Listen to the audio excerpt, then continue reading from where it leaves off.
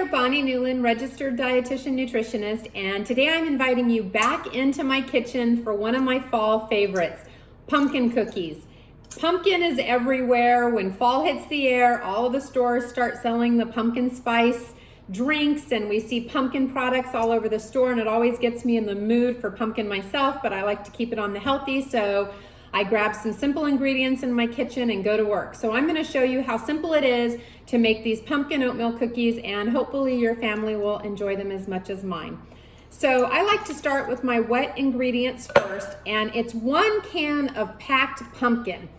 And it's just pureed pumpkin, not the pumpkin pie filling, just pureed, good old-fashioned pumpkin, or if you wanna cook the pumpkin yourself, if you have an Instapot, you could certainly do that.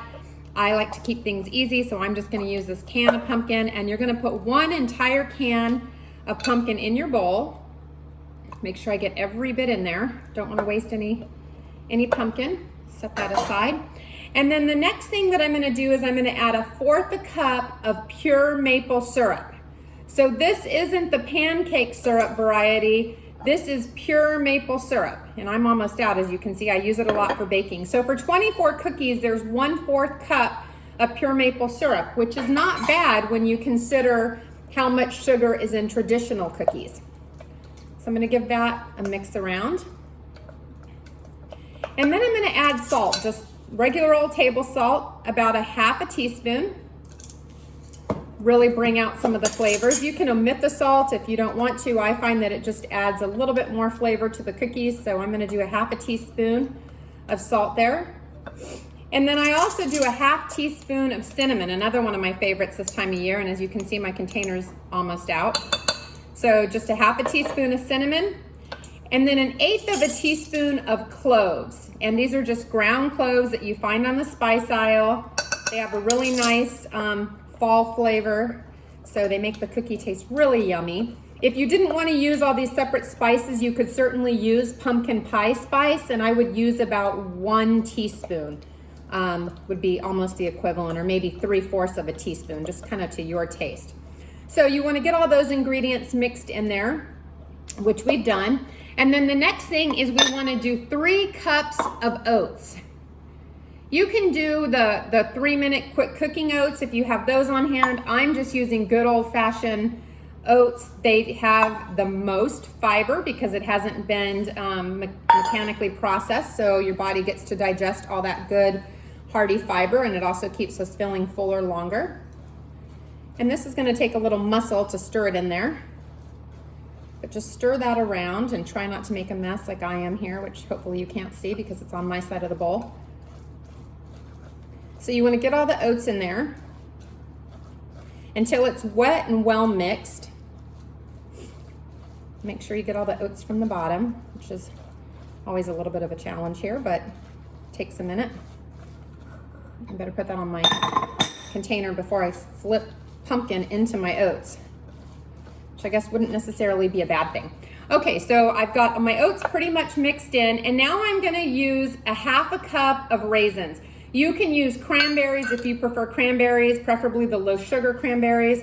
I like to use raisins. I use just regular old sun-made raisins. There's no added sugar in raisins.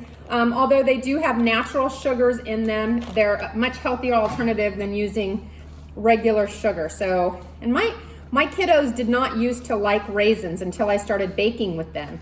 Initially, they would pick them out of baked goods, and now they just eat them, and I find that they like them. I don't know if they become accustomed. Another little hack that I would do when they were a little bit younger was I would buy the golden raisins, because something about seeing them in a baked good, they would say, oh, I don't like raisins, and then they'd pick out around what, if it was a cookie, I'd find the raisins on the side of their plate. But then I used the golden raisins, but then I switched to the regular raisins, and now they eat them. So get the raisins mixed in there. And then I have about 1/2 cup of chopped walnuts. I've just pounded them with the top of a measuring cup to get them pretty fine. You can also use pecans. It's really your preference. I just use whatever I have on hand. And then you're gonna preheat your oven to 350, and I like to line my cookie sheet with parchment paper. I find that it's just easier. You don't have to if you have sill pad or something like that, but you do want to make it so they don't stick. There's no oil in these cookies, as you've probably noticed, so you want to make sure you have a surface that they won't stick to. And then you'll see I have a nice textured dough here. Pretty color as well.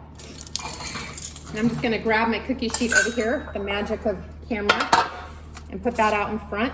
And then I like to use a melon baller.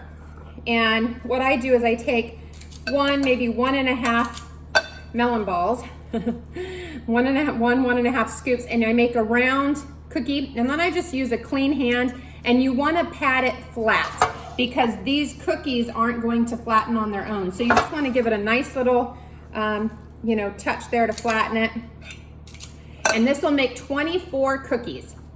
So give them a decent size here.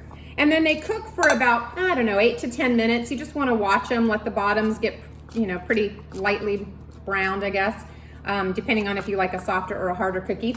And I'm just going to keep doing this, and then I will show you a picture of them when they're all done. But these go really great with a cup of hot tea or your morning coffee. They're packed full of fiber and vitamins and minerals with the pure pumpkin, and then you've got the nuts and the oats. So they're a really great snack, and they're not full of added sugar like something you would get at the store. You're tempted to buy one of those mixes, and this literally takes 5 minutes. So I hope you try it. I hope you embrace a little of the pumpkin spirit this time of year, and I will see you next time. Okay, so I'm back with my morning cup of coffee and a few of my cookies. And I forgot to mention earlier that I actually prefer these cookies chilled. So I let them come to room temperature, and then I stick them in the fridge and let them get nice and cool, and then I enjoy them maybe the next day or a few hours later.